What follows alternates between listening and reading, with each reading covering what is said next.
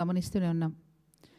మరి రోజు రోజుకి వారి వ్యాఖ్యలు, వారి చర్యలన్నీ కూడా విపరీతమైనటువంటి ఇబ్బందిని బీఆర్ఎస్ పార్టీ గుర్తు చేస్తూ ఉన్నారు.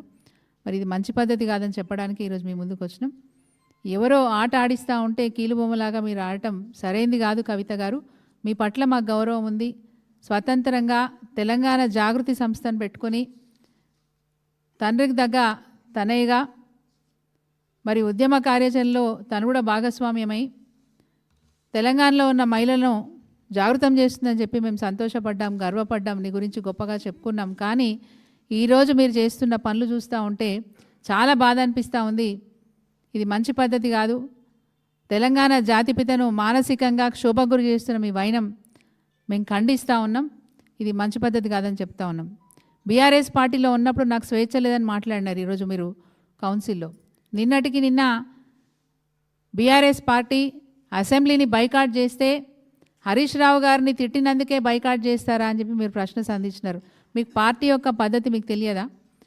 బీఆర్ఎస్ పార్టీ ఎప్పుడు ఏ నిర్ణయం తీసుకున్నా ఖచ్చితంగా పార్టీలో ఉన్న ఎమ్మెల్యేలంతా కూడా చర్చ చేసుకొని గౌరవ అధ్యక్షులు కేసీఆర్ గారి దృష్టికి తీసుకెళ్ళి వారి నిర్ణయం మేరకే నిన్న మరి బైకాట్ చేసిన విషయం అది మీకు కూడా తెలుసు. కేవలం ఎవరో వెనక ఉండి మిమ్మల్ని ఆట ఆడిస్తూ ఉంటే మీరు కీలుబొమ్మలాగా ఆడుతున్నారని అందరూ చర్చించుకుంటున్న విషయం. దయచేసి ఇప్పటికైనా స్వతంత్రంగా ఆలోచించి మాట్లాడండి. మరి సరే, మీరు గతంలో ఎమ్మెల్సీగా నేను రాజీనామా చేస్తున్నా అని చెప్పి మీరు ప్రకటించి ఉన్నారు. మరి ఎమ్మెల్సీగా రాజీనామా చేసిన మీరు మనస్ఫూర్తిగా చేశారా లేదా అని మేము అడుగుతూ ఉన్నాం. దీంట్లో కూడా ఏమైనా నాటకం ఉందా? మీరు మనస్ఫూర్తిగా చేసి ఉంటే చైర్మన్ గారు యాక్సెప్ట్ చేయకుండా ఉంటే మీకు ఇష్టం లేకుంటే బీఆర్ఎస్ పార్టీ ఇచ్చిన ఎమ్మెల్సీ పదవిలో ఇంకా కూడా ఎందుకు కొనసాగుతూ ఉన్నారు? నాకు అవసరం లేదనుకున్న పదవిలో ఈరోజు ఎందుకు మీరు కౌన్సిల్ అటెండ్ అయినరు?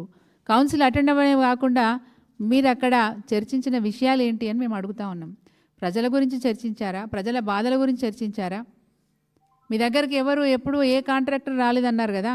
మీ దగ్గరకు వచ్చిన వాళ్ళంతా కూడా పేదవాళ్ళు, బడుగు బలహీన వర్గాల వాళ్ళు, మరి అంగన్వాడీ వర్కర్లు, అదేవిధంగా జిహెచ్ఎంసీ కార్మికులు, గ్రామ పంచాయతీ కార్మికులు, ఆశా వర్కర్లు అని చాలామందిని మీరు మరి కౌన్సిల్లో వారి గురించి సంబోధించినారు. వీళ్ళ సమస్యల గురించి మాట్లాడడానికి ఈరోజు మీరు కౌన్సిల్కి వెళ్ళారని అడుగుతున్నాం. ఎవరి సమస్యల గురించి మీరు మాట్లాడే రోజు కౌన్సిల్లో మొత్తం ఆది అంతం మొత్తం కూడా మీ గురించే చెప్పుకున్నారు. మీ గొప్పతనం గురించి చెప్పుకున్నారు. బీఆర్ఎస్ పార్టీని డ్యామేజ్ చేసే విధంగా మీరు మాట్లాడినారు. గౌరవ కేసీఆర్ గారిని డ్యామేజ్ చేసే విధంగా మీరు మాట్లాడినారు. ఎక్కడైనా ప్రజలకు ఉపయోగపడే విషయాలు ఏమైనా మీరు మాట్లాడారని మేము అడుగుతా ఉన్నాం. ఈరోజు మీరు కాదు కంటతడి పెట్టేది, రోజు కేసీఆర్ గారి చేత కంటతడి పెట్టిస్తున్నారు. మీరు ఒక బిడ్డగా తండ్రిని ఈ విధంగా బాధ పెట్టడం ఇది సరైన విషయం కాదు. మరి మేము బైకాట్ చేస్తే మమ్మల్ని ఎందుకు బైకాట్ చేసినారని బీఆర్ఎస్ పార్టీని మీరు ప్రశ్నించినారు. మీరు కౌన్సిల్ ఎందుకు అటెండ్ అయినారని మేము అడుగుతా ఉన్నాం. ఆ వేదికను వాడుకున్నారా? తెర వెనుక ఉండి ఎవరైనా మీకు అంత సమయాన్ని కేటాయించినారా? అసలు ఈ ప్రభుత్వం కూడా అసెంబ్లీలో కానీ కౌన్సిల్లో కానీ ప్రతిపక్ష పార్టీలకు సమయమే ఇవ్వదు. అట్లాంటిది మీ వ్యక్తిగత విషయాలు మాట్లాడడానికి ఎందుకంత సమయం ఇచ్చినారని దాన్ని బట్టి తేటతెల్లం అవుతా ఉంది. మీ వెనక ఎవరున్నారు, మీ వెనక ఎవరు మాట్లాడిస్తున్నారు, ఎవరు మీతోని నాటకాలు ఆడిపిస్తున్నారని చాలా స్పష్టంగా తెలుస్తూ ఉంది. మీకు వ్యక్తిగత విషయాలు చెప్పుకోవడానికి కౌన్సిల్లో అంత సమయం ఎందుకు కేటాయించినారని అడుగుతున్నాం. ఇంకొక మాట కూడా సూటిగా ప్రశ్నిస్తున్నాం కవిత గారు. ఈరోజు మీరు చెప్పుకున్న సమస్యలు మొట్టమొదలు మీరేమన్నారు?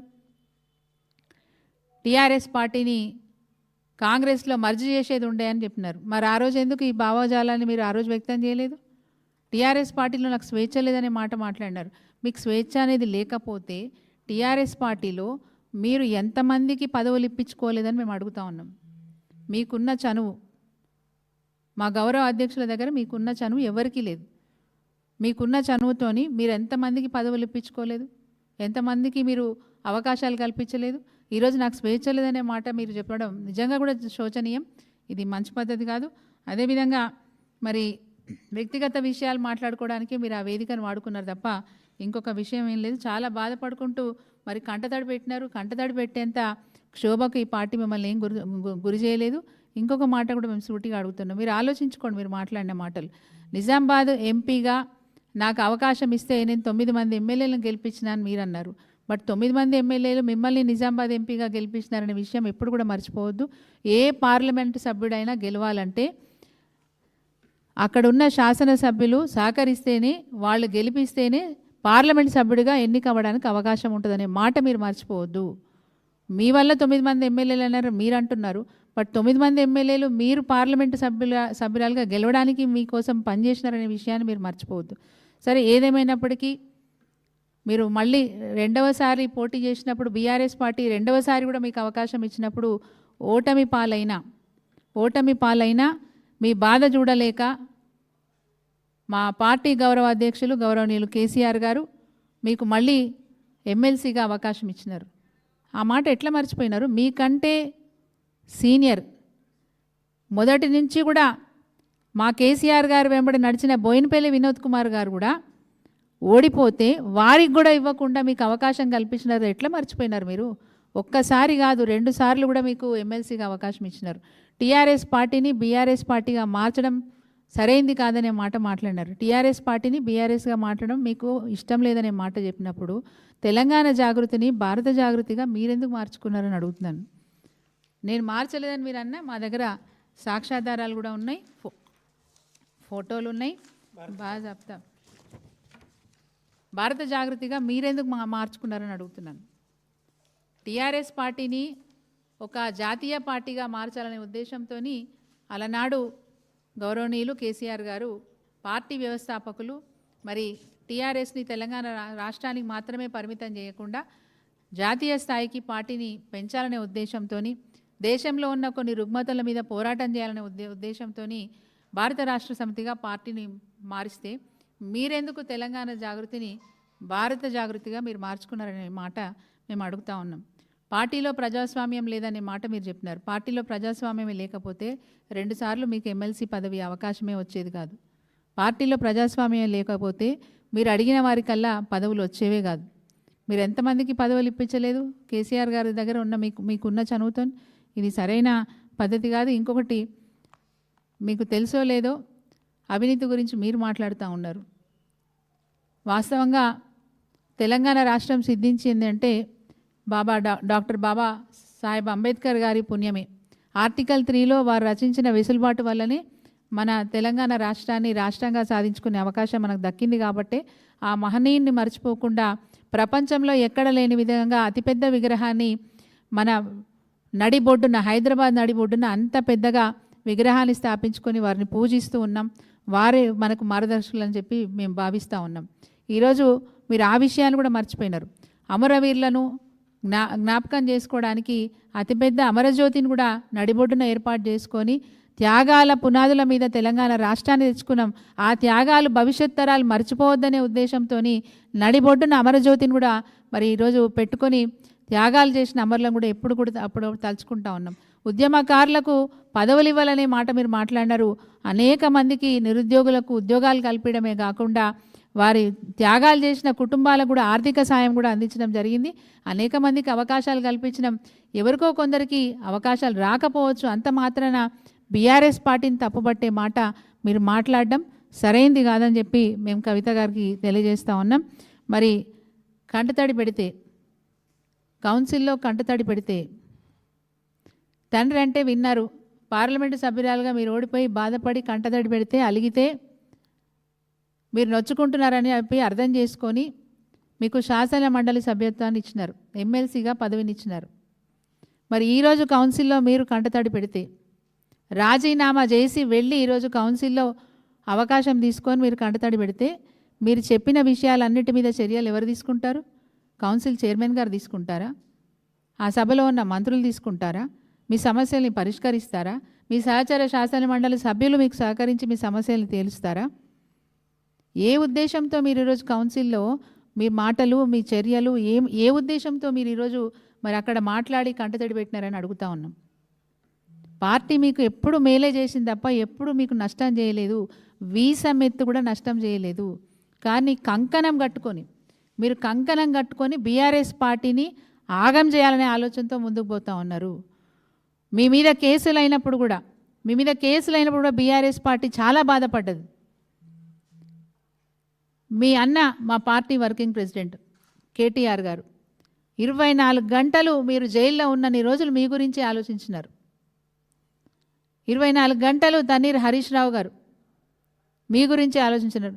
వారంలో 4 రోజులు ఢిల్లీలో మకాం పెట్టినారు మీకు సాయం చేయడానికి. మీ ఇబ్బందులు చూసి తట్టుకోలేక వాళ్ళు ఇబ్బంది పడ్డారు. ఈరోజు మీరు బయటకు వచ్చిన తర్వాత నిజంగా మీకు బీఆర్ఎస్ పార్టీ ఇష్టం లేకపోతే, మీకు అధికారం ఉంది, సొంతంగా పార్టీ పెట్టుకొని ప్రజా సమస్యల మీద పోరాటం చేసే అవకాశం మీకుంది. రాజ్యాంగం అట్లాంటి అవకాశాలు అందరికీ కల్పించింది. మీరు ఆ దిశగా ప్రయాణం చేయండి తప్ప మీరు కూర్చున్న కొమ్మని నరుక్కునే ప్రయత్నం మొదట్లో చేసినారు. ఇప్పుడు ఈ చెట్టును విడిచిపెట్టిపోయి ఈ చెట్టునే మరి మీరు నరికివేయాలనే ప్రయత్నం చేస్తూ ఉన్నారు. మీ ఆటలు సాగవు. ఎట్టి పరిస్థితుల్లో బీఆర్ఎస్ పార్టీ దీన్ని సహించదు. దయచేసి ఇప్పటికైనా స్వతంత్రంగా ఆలోచించండి. ఈ రోజు వరకు మీరు ఎవరో ఆట ఆడిస్తుంటే ఆడుతూ వస్తున్నారు. భవిష్యత్తులో దీనివల్ల మీకు నష్టం తప్ప ఇంకొకటి లేదు. మీ భవిష్యత్తును మీరే కాల రాసుకునే ప్రయత్నం చేస్తూ ఉన్నారు. ఇది సరైంది కాదని చెప్పి వారికి తెలియజేస్తూ ఉన్నాను. వారి వ్యక్తిగత విషయాలన్నీ కూడా కౌన్సిల్లో మాట్లాడుకుంటూ ఇంకొక కొటేషన్ కూడా చెప్పారు. నేను రూల్ పొజిషన్ ప్రకారమే మాట్లాడుతున్నాను అని అన్నారు. రూల్ పొజిషన్ మన రిప్రజెంటేషన్స్ పబ్లిక్ రిప్రజెంటేషన్స్ యాక్ట్ ప్రకారం, రిప్రజెంటేటివ్స్ యాక్ట్ ప్రకారం వ్యక్తిగతంగా ప్రోటోకాల్ పాటించకపోయినా ఒక శాసన మండలి కానీ అంటే చట్టసభల్లో ఉన్న వ్యక్తులను ఎవరినైనా సరే ప్రోటోకాల్ ప్రకారం వాళ్ళని గౌరవించకపోయినా పాటించకపోయినా, అదేవిధంగా వారి పట్ల అమర్యాదగా చట్టసభల్లో ఏదైనా జరిగినా తప్పకుండా మీరు వ్యక్తిగతంగా మీ విషయాలు చెప్పుకునే అవకాశం మీ కౌన్సిల్లో ఉంటుంది. కానీ మీరు యాక్ట్ పేరు చెప్పుకుంటూ సంపూర్ణంగా మీ వ్యక్తిగత విషయాలే మాట్లాడేది తప్ప అక్కడ ఇంకొక పార్టీ గురించి మీరు మాట్లాడింది ఏం లేదు. మీ టార్గెట్ అంతా బీఆర్ఎస్ పార్టీని టార్గెట్ చేసుకోవడం, మా గౌరవ అధ్యక్షులు కేసీఆర్ గారిని టార్గెట్ చేసుకోవడం తప్ప ఇంకొక ఉద్దేశం లేదు మీ దగ్గర. దయచేసి చెప్తా ఉన్నాం, మీ నడవడి మార్చుకోండి, మీ మాట తీరు మార్చుకోండి. మీ భవిష్యత్తు, మంచి భవిష్యత్తు మీకున్నది. ఆ భవిష్యత్తును మీకు మీరే కాల రాసుకునే ప్రయత్నం చేస్తూ ఉన్నారు. తస్మాత్ జాగ్రత్త. కంటిన్యూ చేస్తారు తులమ్మ గారు. ప్రెస్ మిత్రులకి నమస్కారం. అందరికీ నూతన సంవత్సర శుభాకాంక్షలు తెలియజేస్తూ, సునీత గారు చెప్పినట్టుగా దాని కంటిన్యూషన్ ఇక్కడ ఉన్నటువంటి ప్రెస్ మిత్రులందరికీ కూడా తెలుసు. తెలంగాణ ఉద్యమ ప్రారంభం నుంచి మేమంతా కూడా ఉద్యమంలో ఉండి తెలంగాణ రాష్ట్ర సాధన కోసం జరిగినటువంటి ఆ ఉద్యమంలో కేసీఆర్ వెంట ఆయన అడుగులో అడుగాయి మేమంతా కూడా పనిచేసినటువంటి వాళ్ళం. ఆ క్రమంలో ఉద్యమం జరుగుతున్నటువంటి సమయంలో ఒక 5-6 ఏళ్ళ తర్వాత తను కల్వకుంట్ల కవిత గారు ఆ ఉద్యమంలో పార్టిసిపేట్ కావడం, ఆ ఉద్యమంలో తెలంగాణలో ఉన్నటువంటి అన్ని వర్గాల ప్రజలు కలిసి వచ్చారు. అది మహిళలు కావచ్చు, ఉద్యోగస్తులు కావచ్చు, డాక్టర్లు కావచ్చు, ప్రతి ఒక్కరు కూడా ఆ ఉద్యమంలో కలిసి వచ్చినటువంటి వాళ్ళం. అన్నిటినీ అంటే ఎవరు కూడా వాళ్ళ సొంత ప్రయోజనాలు అనేది నాకు ఇది కావాలనే ఆశించి కాకుండా అందరూ ఖచ్చితంగా తెలంగాణ రావాలి, తెలంగాణ లక్ష్యమే సాధనే ఏకైక లక్ష్యంగా అందరం పనిచేసినటువంటి విషయం మీ అందరికి కూడా తెలుసు. అందులో పత్రికా మిత్రులది కూడా చాలా కీలక రోల్ ఉన్నది. అట్లా తను కూడా 2006లో అనుకుంటా బహుశా తను అప్పటి వరకు అమెరికాలో ఉండి అక్కడ చదువుకొని ఉద్యోగమో ఏదో చేసుకుంటూ తర్వాత వచ్చి ఉద్యమంలో మేమందరం ఎట్లా పనిచేసినామో తను కూడా అట్లనే పనిచేసింది. ఆ పనిచేసినటువంటి క్రమంలో సునీత గారు చెప్పినట్టుగా ఆమెకు ఇవ్వవలసినటువంటి ప్రాధాన్యత ఒక ఎంపీగా, ఎమ్మెల్సీగా, వాళ్ళ పార్టీలో ఉన్నటువంటి ప్రతి ఒక్కరం కూడా ఇవాళ కేసీఆర్ బిడ్డగా మేము చాలా గొప్పగా గౌరవించేవాళ్ళం, కలిసేవాళ్ళం. అనేక సందర్భాలలో తనతో కలిసి పనిచేసినటువంటి వాళ్ళం. కానీ మరి ఇప్పుడు తను లేవనెత్తుతున్నటువంటి అంశాలు ఏవైతే ఉన్నాయో, పార్టీకి నష్టం చేసేటువంటి మాటలు ఏదైతే మాట్లాడుతుందో అది నాకు కొద్దిగా బాధేస్తుంది. ఎందుకు అనంటే అప్పుడు ఈనాడు మాట్లాడుతున్నటువంటి మాటలు ఏవైతే ఉన్నాయో మరి ఆ రోజు మీరు ఏం చేసిరు, ఎంతమందికి మీరు పదవులు ఇప్పించగలిగిరు, మహిళల గురించి మాట్లాడగలిగిరు, బీసీల సమస్యను లేవనెత్తగలిగిరు, ఎంతమంది బీసీలకు ఇప్పియగలిగిరు, ఇవన్నీ కూడా ఒకసారి మీరు తిరిగి నెమరు వేసుకోవాలి. కానీ అప్పుడు ఏదో నేను ఇంటర్నల్గా మాట్లాడినా నన్ను కానీ ఎప్పుడు కూడా మీరు మాట్లాడినటువంటి దాఖలాలు లేవు. అవి అవి అవి చెప్పుకోవడానికి కూడా మరి ఎట్లా మీకు మనసు వస్తుందో కానీ నాకైతే అర్థం కాదు. కానీ ఎప్పుడు కూడా మీరు ఆ ప్రయత్నం చేయలేదు. కానీ ఇప్పుడు ఏదైతే మీ పైన వచ్చినటువంటి ఆరోపణలు, మీరు జైలుకు వెళ్ళడం, ఇవన్నీ కూడా నిజంగా బీఆర్ఎస్ పార్టీకి ఎంత నష్టం జరిగిందో జరిగింది. అది ఇవాళ ప్రజలకి మేము జవాబు చెప్పలేనటువంటి పరిస్థితుల్లో ఉన్నా కూడా, కానీ కవితను మిమ్మల్ని వెనకేసుకొచ్చి అది కాదు అని చెప్పేసి మిమ్మల్ని జైల్లో ఉన్నటువంటి టైంలో మిమ్మల్ని బయటకు తీసుకురావడం కోసం ఎన్ని ప్రయత్నాలు చేయాలో సునీత గారు ఇప్పుడు చాలా క్లియర్గా చెప్పడం జరిగింది.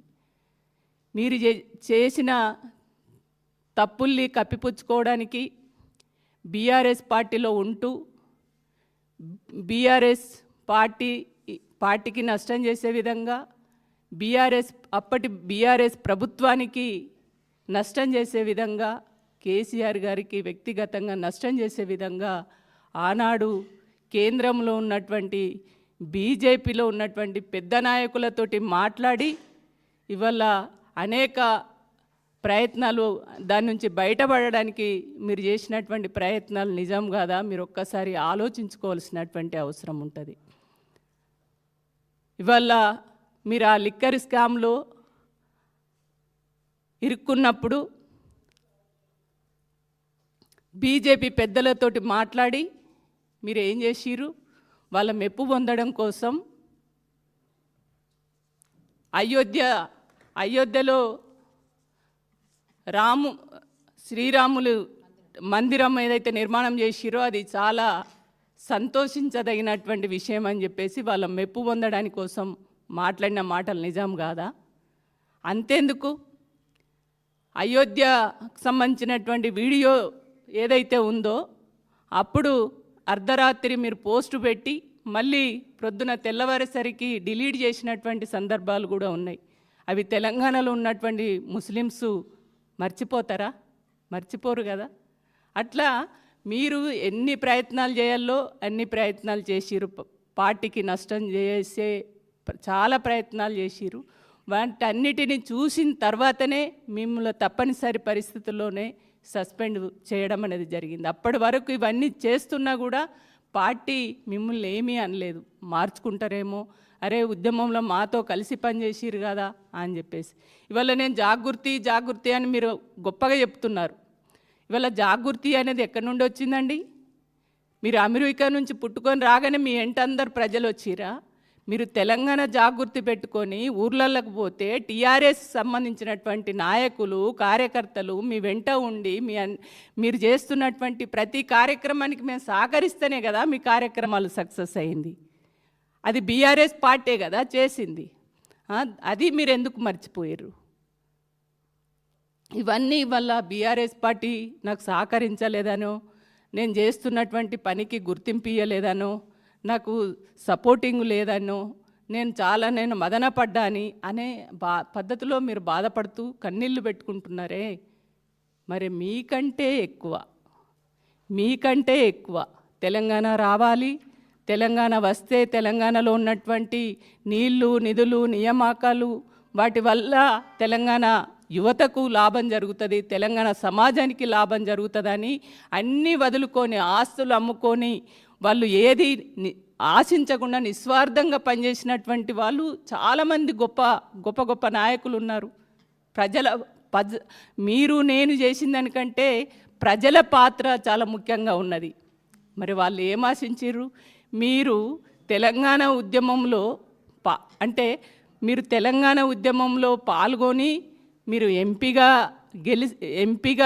5 ఏళ్ళు చేసి దాని అనంతరం మళ్ళీ ఎమ్మెల్సీ తీసుకొని మళ్ళీ దాని కంటిన్యూషన్ కూడా మళ్ళీ ఎమ్మెల్సీ తీసుకొని అన్ని రకాల అనుభవించినటువంటి మీరే ఇట్లా మాట్లాడుతున్నారు. మరి మామూలుల పరిస్థితి ఇంకా అన్నీ నష్టపోయి వాళ్ళు ఎవరన్నా మాట్లాడుతుర్రా? మాకు తెలంగాణ వచ్చింది, మేము కొట్లాడినాం, మా తెలంగాణ వచ్చింది, అదే చాలు అనేటువంటి పద్ధతిలో సంతృప్తితోటి ఉన్నారు. ఇవాళ తెలంగాణ వచ్చిన తర్వాత కేసీఆర్ గారు ఇవాళ అరే ఒక ఉద్యమ నాయకుడు తెలంగాణ తెచ్చిండ్రు, మంచిగా 9.5 ఏళ్ళు మంచి పరిపాలన జరిగింది అనేటువంటి సంతోషంలో ఉన్నారు. ఇవాళ ఆ ఉద్యమంలో పనిచేసినటువంటి అనేక మంది ఉద్యమకారులకు, అదేవిధంగా ఉద్యమంలో బలిదానాలు చేసుకున్నటువంటి అమరవీరుల కుటుంబాలకు కూడా చాలామందికి ఉద్యోగాలు ఇవ్వడం జరిగింది. చాలామంది ఉద్యమకారులకు కూడా అనేక అవకాశాలు రావడం జరిగింది. ఇవన్నీ కూడా మీరు మర్చిపోయి తెలంగాణకు జరిగినటువంటి మంచిని మీరు మర్చిపోయి ఏదో 1-2 పట్టుకొని ఇవాళ వాటిని ఇవాళ తెలంగాణ అంటే తెలంగాణలో ఇన్ని చేసినటువంటి ఈ మంచి పనుల్ని పక్కన పడేసి అనవసరమైన మీ వ్యక్తిగత విషయాలు, మీ వ్యక్తిగత ప్రయోజనాలను దృష్టిలో పెట్టుకొని మీకెక్కడో అన్యాయం జరిగినట్టు, మీరేదో నష్టపోయినట్టుగా మీకెవరు నిజంగానే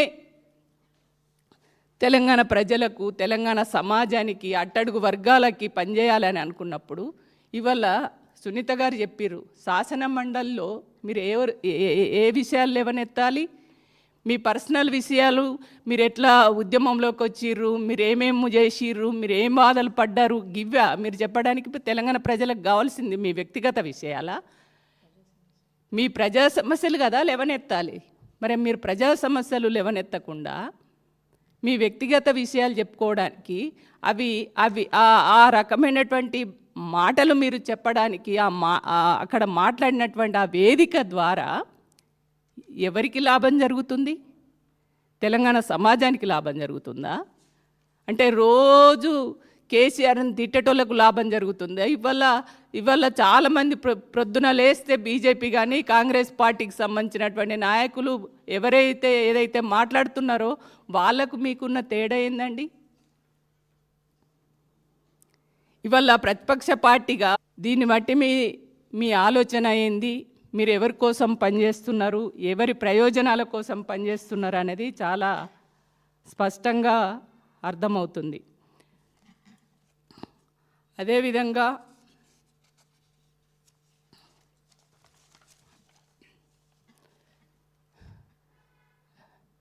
ఇవాళ తను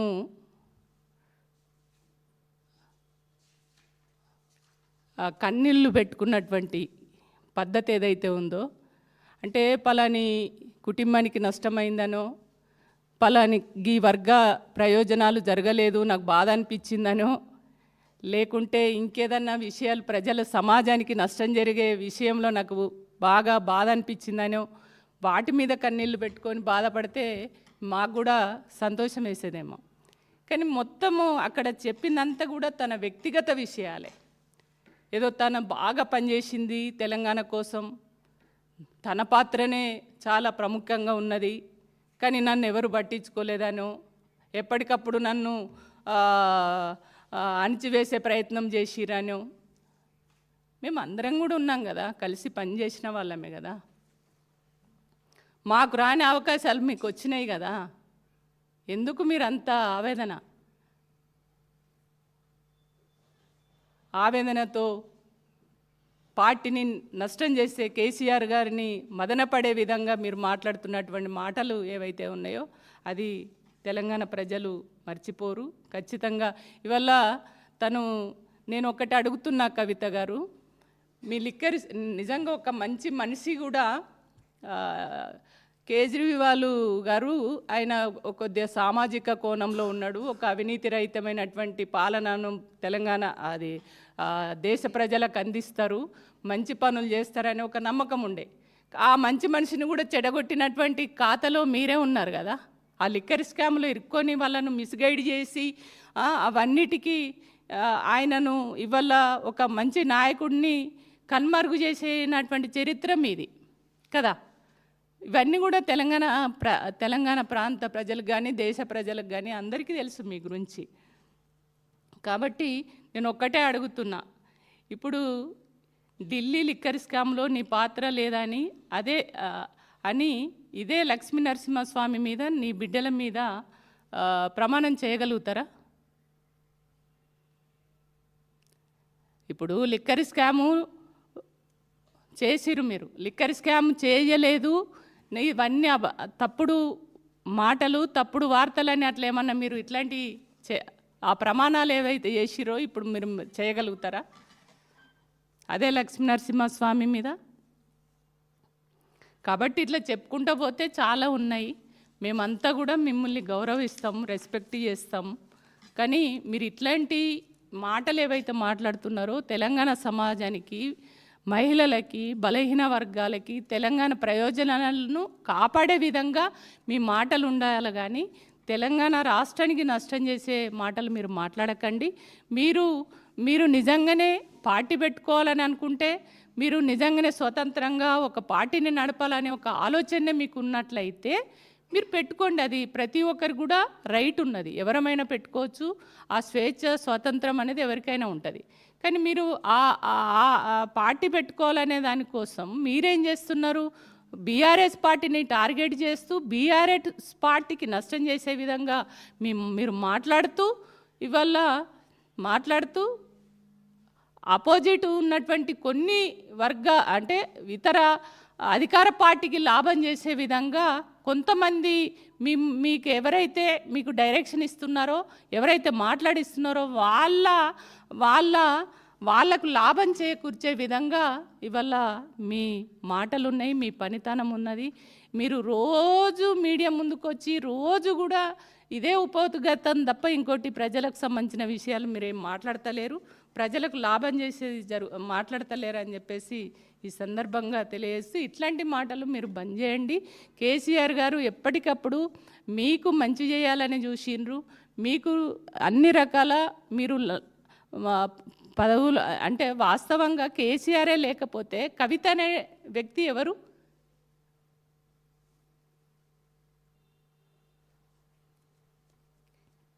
కాబట్టి మీరు కేసీఆర్ గారే బిడ్డగానే మీకు గుర్తింపు ఉన్నది. దానికి తోడు మీరు ఉద్యమంలో పనిచేసిర్రు, మీరు స్వతంత్రంగా కొన్ని నిర్ణయాలు తీసుకున్నారు, కొన్ని పనులు చేసిర్రు. కానీ అది సంతోషిస్తాం. కానీ మీరు బీఆర్ఎస్ని కావాలని టార్గెట్ చేసి కేసీఆర్ గారిని మదనపడే విధంగా మీరు ఈ రకంగా మాట్లాడడం అనేది మంచిది కాదని చెప్పేసి సందర్భంగా తెలియజేస్తున్నాను. సుమిత్ర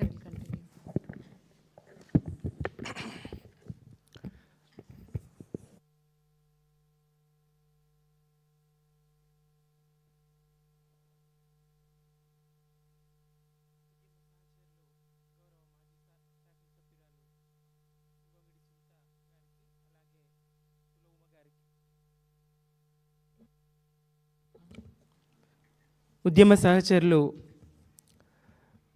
మాజీ శాసనసభ్యురాలు గౌరవ సునీత గారికి, గొంగడి సునీత గారికి, తుల ఉమ గారికి, మీడియా మిత్రులకు ఉద్యమాభివందనాలు. జై తెలంగాణ.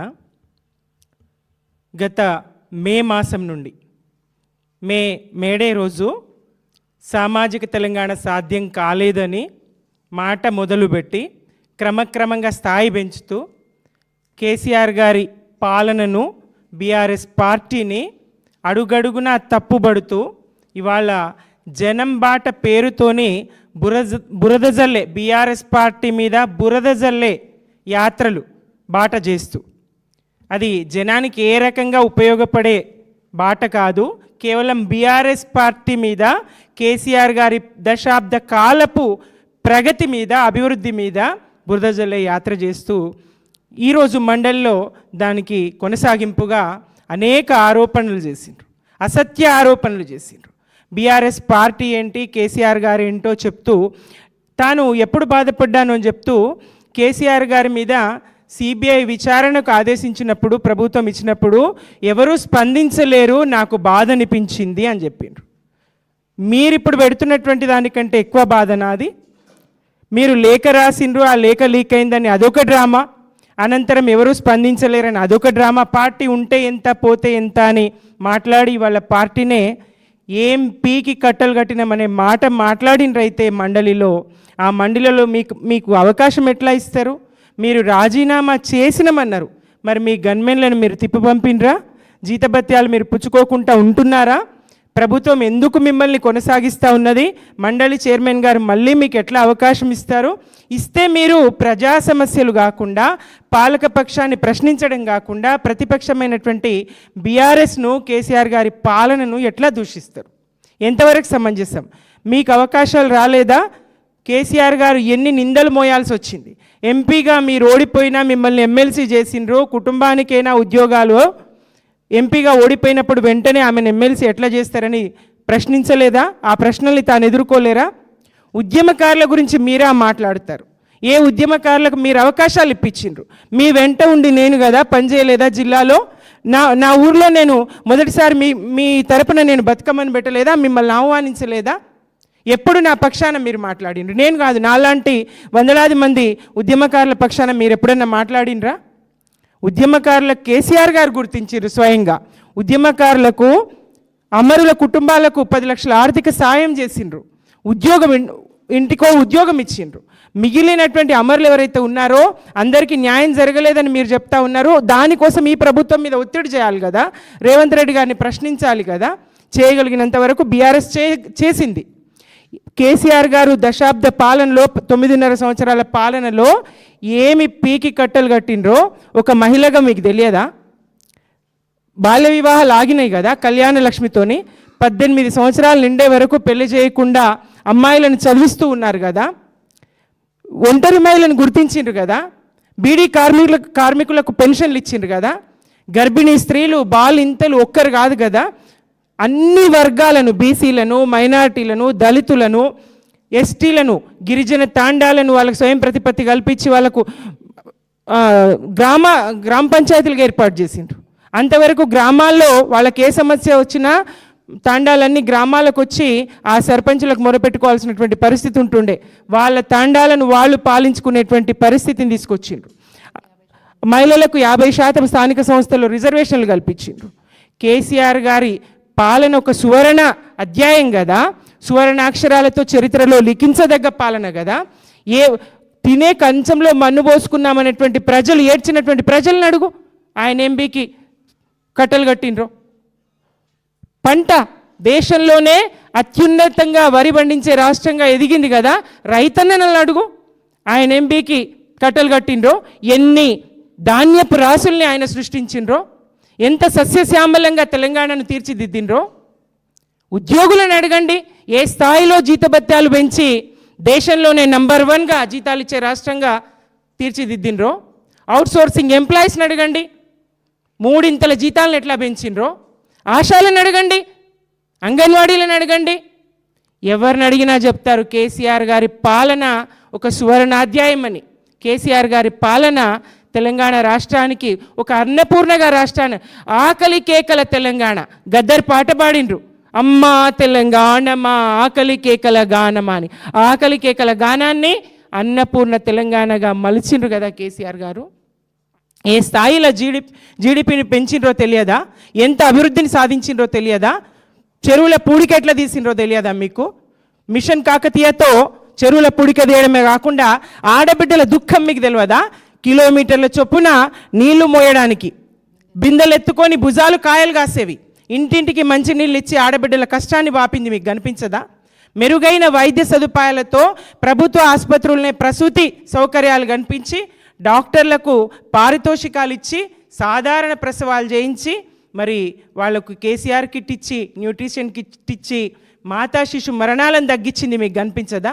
అది ఆడబిడ్డలకు జరిగిన మేలు కాదా? దళిత బంధు ఇచ్చింది మీకు కనిపించదా? అది దళితులకు జరిగిన మేలు కాదా? బీసీ బంధు ఇచ్చింది మీకు కనిపించదా? మైనార్టీలను కాపాడింది మీకు కనిపించదా? ముల్లాలకు, గుడి పూజారులకు వేతనాలు ఇచ్చింది మీకు కనిపించదా? ఏ వర్గానికి మేలు చేయలేదో కేసీఆర్ గారు చెప్పండి. ఏ వర్గానికి? ఏం బీకి కట్టలు కట్టామని కాదు, ఏ వర్గమో ఒక్కటి చెప్పండి మీరు. కేసీఆర్ గారి చూపు వారిని మనిషి ఎవరున్నారో, కేసీఆర్ గారు కడుపులో పెట్టుకొని సాధని వర్గం ఏది ఉన్నదో చూపించగలరా? యావత్తు తెలంగాణ ఆయన ఎంత విశాల దృష్టి ఆయనది. మీ మచ్చబడింది అంటే మీ కారణంగా పడింది. మచ్చబడింది అంటే ఎంపీగా ఓడిపోగానే ఎమ్మెల్సీగా ఎట్లా అవకాశం ఇచ్చారు కూతురికి? నాలాంటి వారు, నేను అదే ఎమ్మెల్సీ కావాలని కేసీఆర్ గారిని నేను కూడా అడిగిన. నాలాంటి వాళ్ళను కాదని మీకు ఎట్లా అవకాశం ఇచ్చారని అందరూ అన్నారు. అప్పుడు ఎట్లా తీసుకున్నారు? మరి మీరు ఎంపీగా అందరినీ ఎమ్మెల్యేలుగా మీరు గెలిపించామంటారు నిజామాబాద్ జిల్లాలో, ఆ ఎమ్మెల్యేలే నన్ను ఓడించారంటారు. ఇది ఎక్కడ విడ్డూరం? అందరినీ గెలిపించగలిగిన మీరెట్లా ఓడిపోతారు? స్వయంగా అందరినీ గెలిపించగలిగిన సత్తా ఉన్న మీరు, ఎమ్మెల్యేలు అందరినీ గెలిపించుకున్న మీరు ఎట్లా ఓడిపోతారో ఆ ఎమ్మెల్యేలు, మీ చేత గెలిపింపబడ్డ ఎమ్మెల్యేలు మిమ్మల్ని ఎట్లా ఓడిస్తారు? ఎందుకు నిందలు వేస్తారు? మీ వెనుక ఎవరున్నారు? తెలంగాణ సమాజానికి తెలియదా? పదే పదే మీరు రిపీట్ చేస్తూ ఎంతకాలం కేసీఆర్ గారిని ఎంతకాలం ఆడిపోసుకుంటారు? కదిలిపోతూ ఉంది, మాకు రక్తం మరుగుతూ ఉన్నది. ఆయన వెనుక నడిచిన వాళ్ళం, ఏమీ లేదు, అవమానాలు భరించినాం, భాషకు యాసకు విపరీతమైనటువంటి అవమానాలు భరించిన వాళ్ళం. ఇదే ఆంధ్ర సరస్వతి పరిషత్తులో నేను గట్ల కాదు అన్న మాటకు అక్కడ గొల్లున నవ్వింది తరగతి అంతా. ఎస్, నా భాష ఇది, నేను ఇట్లా మాట్లాడతా, గిట్లనే మాట్లాడతా, మీకు అర్థమైతే నాతో మాట్లాడండి, లేదంటే లేదు అని 96లో నేను కళ్ళకు నీళ్ళు తీసుకున్నా. అట్లా అవమానం జరిగింది భాషకు. ఎవరు వచ్చినప్పుడు? ఒక్కడు కదా కేసీఆర్ బయలుదేరిండ్రు. మూగవోయినట్టి ముక్కోటి గొంతులు ముక్త కంఠమాయ ముక్తి గోరి నింగినంటునట్లు నినదింపజేసింది కేవలము నీవే కేసీఆరు అని గర్వంగా వాడుకున్నాం. మేమంతా మూగపోయినాం, మేము మాట్లాడలేకపోయినాం, మా శక్తి చాలదు. నువ్వు పదవుల్ని గడ్డిపోసల్లాగా వదులుకొని వచ్చినావు, మా పక్షాన వచ్చినావు, నువ్వు మా దేవుడు అనుకున్నాం, వెనుక నడిచినాం. నీ వెనుక నడిచిన కోట్లాది మందిలో మేము ఒకరం. ఉద్యమకారులు ఎంతమంది? ఇవాళ నా వెంట పేదలు వచ్చిండ్రు, నా వెనుక కార్పొరేటర్లు రాలేరు, నా వెనుక కాంట్రాక్టర్లు రాలేరని మీరు చెప్తారు, మీరు ఏడుస్తారు. మాకు కూడా దుఃఖం వస్తుందమ్మా. మీరు ఈ స్థాయిలో కేసీఆర్ గారిని మాటలు అంటూ ఉంటే మాకు కూడా మనసు కదిలిపోతూ ఉంది, బాధ అవుతూ ఉంది, దుఃఖం వస్తూ ఉంది. ఎట్లా మాట్లాడతారు మీరు? ఆయన త్యాగం ఎంతో గొప్పది, ఆయన త్యాగం ఎంతో గొప్పది. ఆయన ఎన్ని నిద్రలేని రాత్రులు గడిపినరు, ఎంత మదన పడ్డారు, పదవులను ఎట్లా పోసల్లాగా గడ్డిపోసల్లాగా వదిలేసిండ్రు, ఎంతమందితో చర్చలు చేసిండ్రు, మేధావులను, రచయితలను, కవులను ఎంతమంది కలగలుపుకొని వెంట నడిచిండ్రు.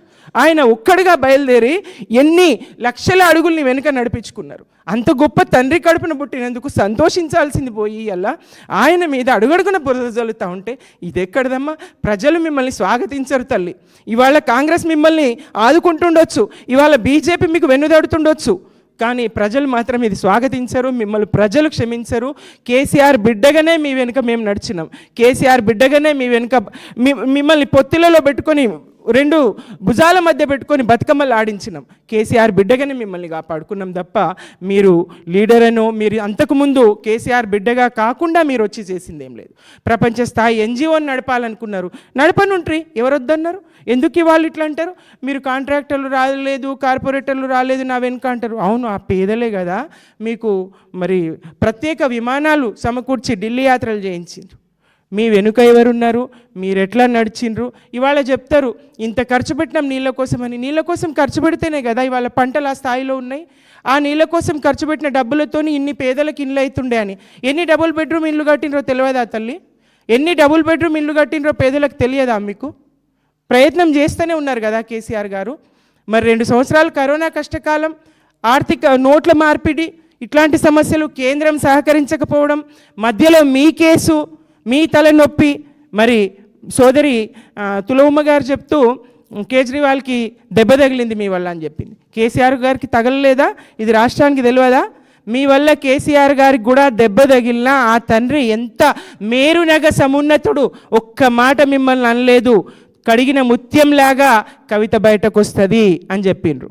మీ వల్ల ఆయనకు మచ్చ, కానీ ఆయన కారణంగా మీరు కేసులో ఇరుక్కున్నాను, నా మీద కేసు పెట్టారు, మద్యం కేసు అని చెప్పడం అబద్ధం. తెలంగాణ సమాజం ఖండిస్తుంది. కేసీఆర్ గారి మీద ఉన్న పగతో మీ మీద కేసు అవ్వలేదు, మీ మీద కేసు అయింది కాబట్టి కేసీఆర్ గారి మీద బురద పడ్డది, మచ్చబడ్డది. ఓటమికి అది ఒక కారణమైంది, కొంత శాతం ఓట్లు తగ్గడానికి అది ఒక కారణమైంది.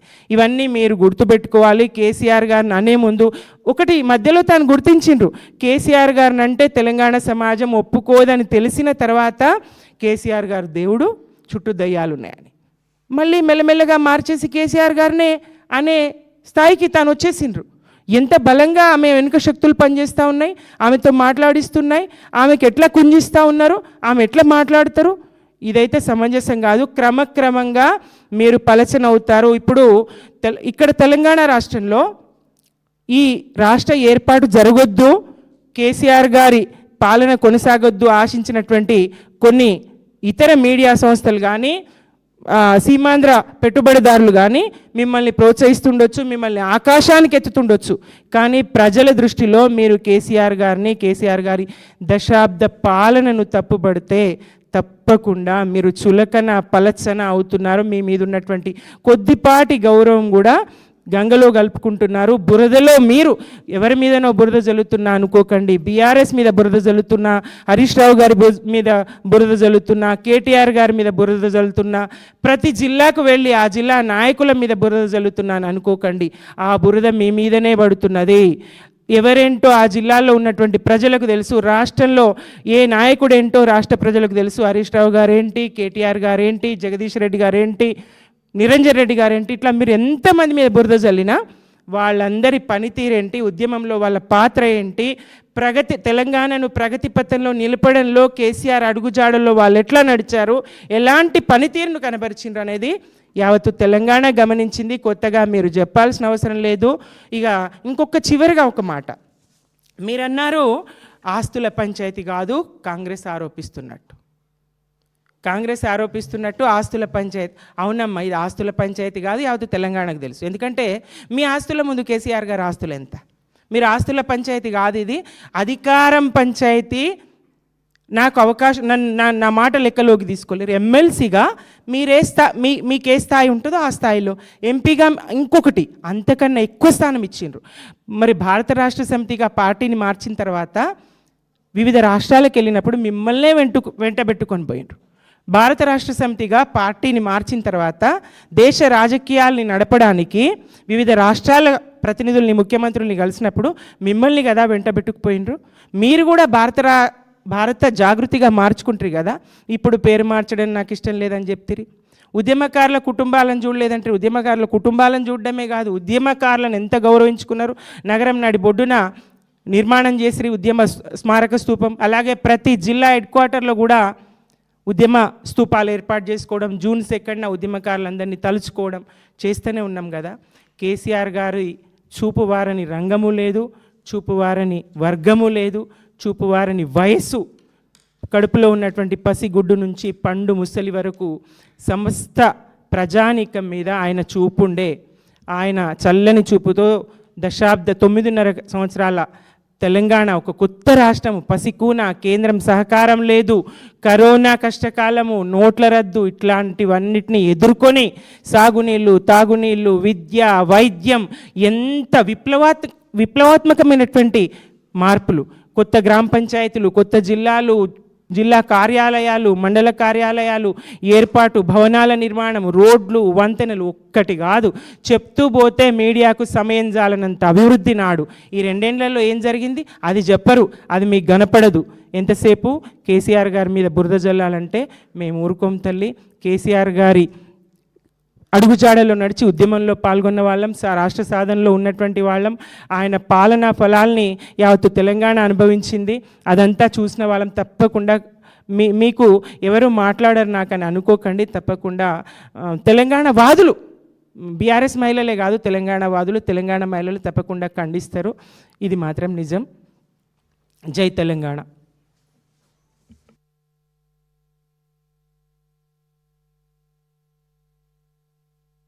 పార్టీ కన్నెర్ర చేస్తే మీరు ఏ బాట అయితే పట్టిరో ఆ బాటలో గనక బీఆర్ఎస్ పార్టీ కన్నెర్ర చేస్తే మీ పరిస్థితి ఏంటిది? గ్రామాలలో మీరు తిరిగే పరిస్థితి ఉంటుందా? ఆలోచించుకొని మాట్లాడండి. మీరు మాట్లాడేటప్పుడు కవిత గారు, మీ పట్ల గౌరవం ఉంది కాబట్టి ఇంకా కూడా ఓపిక పడతా ఉన్నారు. కేవలం కేసీఆర్ గారి కూతురు అని ఓపిక పడతా ఉన్నారు. ఆ ఓపిక నశించినాడు మీకే ఇబ్బందులు వస్తాయి. తస్మాత్ జాగ్రత్త. ఎస్,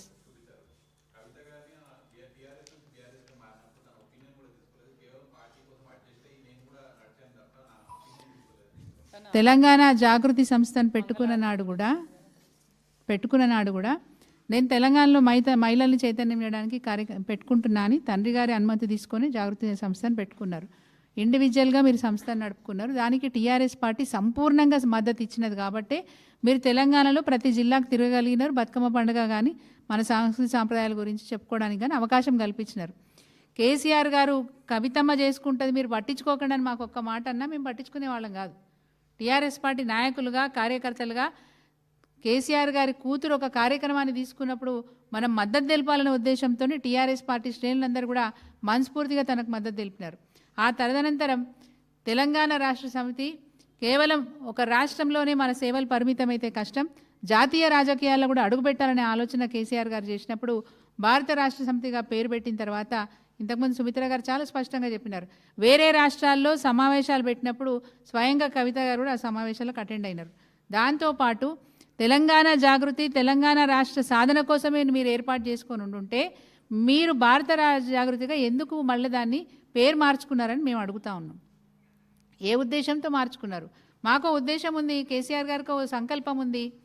దేశంలో ఉన్న రుగ్మతల్ని పారదోలాలంటే, దేశాన్ని బాగు చేయాలంటే మన వంతు పాత్ర మనం చెయ్యాలనే ఉద్దేశంతో భారత రాష్ట్రంతిగా మార్చుకున్నారు. మీరెందుకు మార్చుకున్నారు? మీరు ఏ ఉద్దేశంతో మార్చుకున్నారు? ఎప్పుడైనా చెప్పినారా? ఎవరికైనా చెప్పినారా? మీ సదుద్దేశమే ఉంటే ఎందుకు చెప్పుకోలేదు?